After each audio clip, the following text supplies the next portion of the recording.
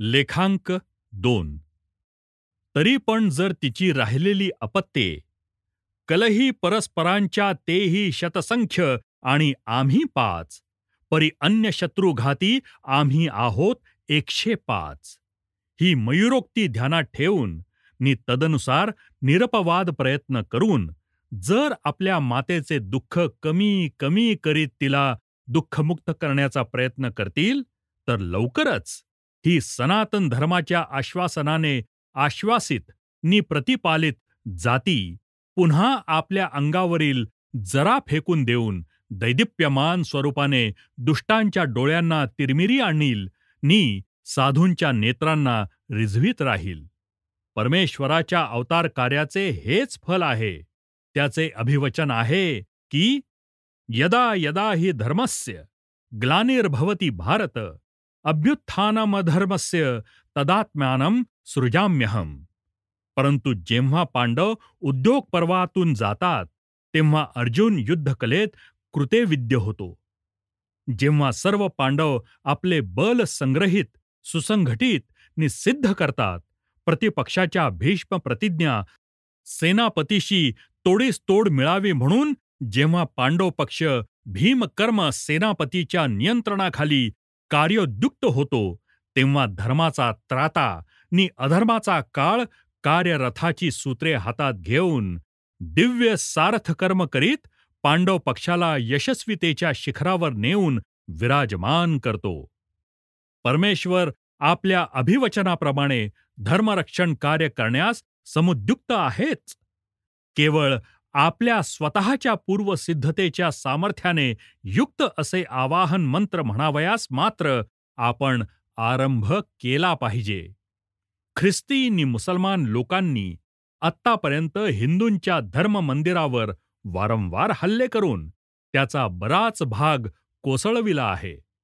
तरी हिंदू अहंकाराच्या धुंदीने असावध राहिले.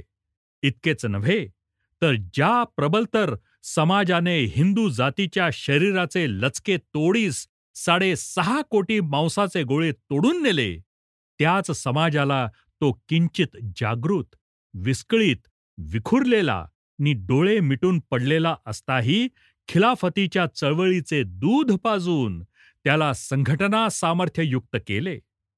खिलाफतीचा पुरस्कर्ता हिंदू, खिलाफतीचे उपदेशक हिंदू, खिलाफतीचे कार्यवाह ही कित्येक ठिकाणी हिंदूच होते.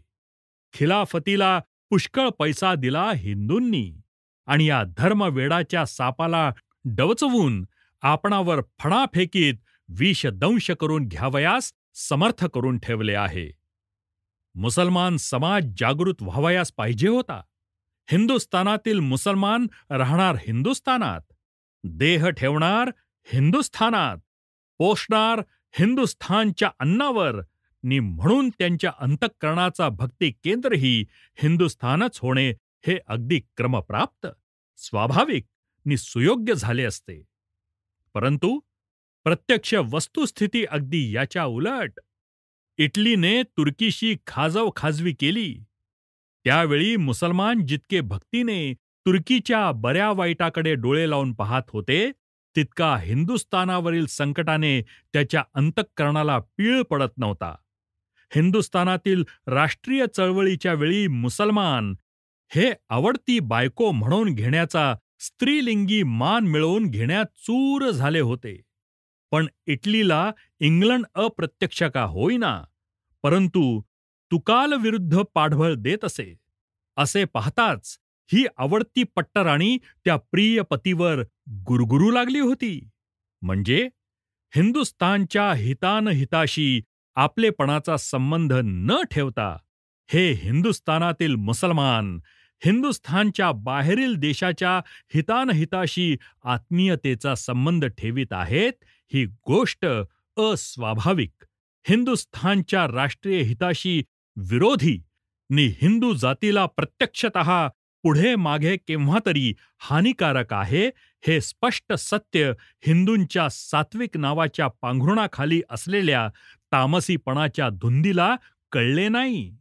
आणि म्हणूनच आत्मघातकी होणाऱ्या खिलाफत चळवळीची आफत या उर्दू शब्दांचा अर्थ संकट असा आहे.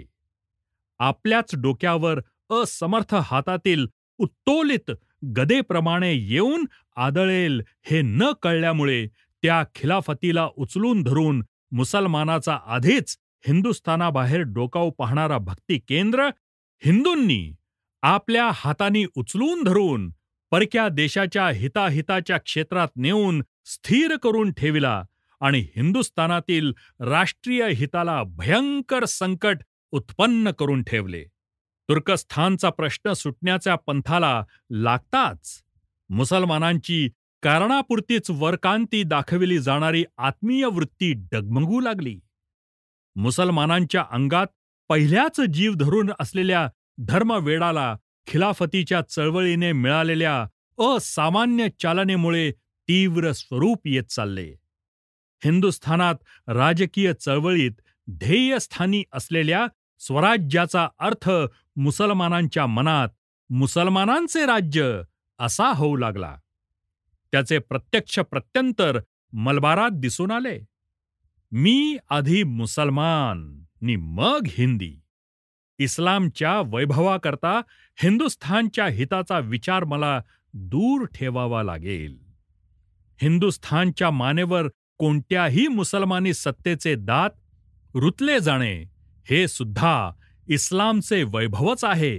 तेव्हा इस्लामचे वैभव या शब्दयोगाची व्याप्ती हिंदूंनी नीट लक्षात घ्यावी. एखादा दुराचारी मुसलमान देखील केवळ तो मुसलमान आहे म्हणून हिंदूमधल्या महात्म्यपदाचा मान दिला गेलेल्या गांधींच्याहून सुद्धा श्रेष्ठच आहे.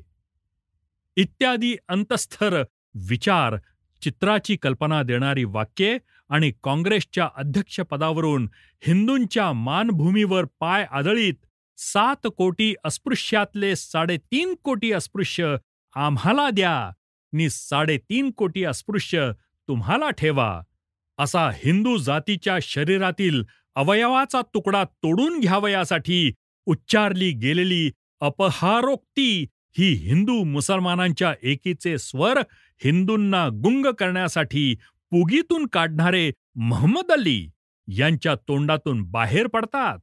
हिंदू मुसलमानांच्या एकीच्या सदिच्छेने प्रेरित झालो आहोत असे स्वमुखाने सांगत फिरणारे शौकत अली आज 1000 वर्षे हिंदूंनी आमचे हातचा मार खाल्ला आहे, हिंदूंनी मुसलमानांशी मिळते घेतलेच पाहिजे, आम्ही हिंदूंना भ्रष्ट करीत आलो ते आम्ही करणारच, तो आमचा धर्मच आहे, आम्ही मुसलमान संघटना करणारच, हिंदूंनी मात्र आम्हाला प्रतिकार करण्याचे सोडून हिंदू संघटन निशुद्धी चळवळ ही बंद केलीच पाहिजे असला मानभावी उपदेश करीत फिरतात.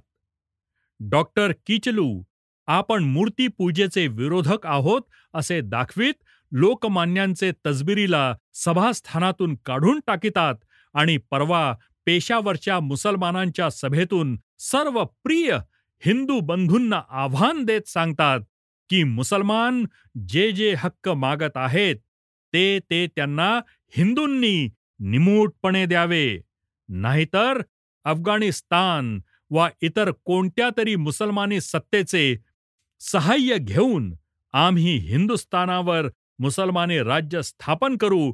आणि ते म्हणतात की हे मी 7 कोटी मुसलमानांचा प्रतिनिधी या नात्याने नि अल्ली बंधू, अबुल कलाम आझाद इत्यादी मुसलमान पुढाऱ्यांच्या संमतीने सांगत आहे.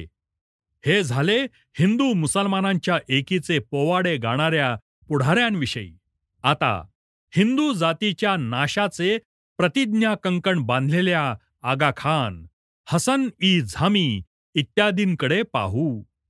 हसन ई झामी यांनी एक घटनापत्रकच तयार केले आहे नि तदनुसार त्याच्या नियंत्रणाखाली हजारो मुसलमान ठिकठिकाणी छलाने वा बलाने हिंदू जातीतील लोकांना भ्रष्टवून मुसलमान करण्याच्या कामी जीवापाड मेहनत करीत आहेत.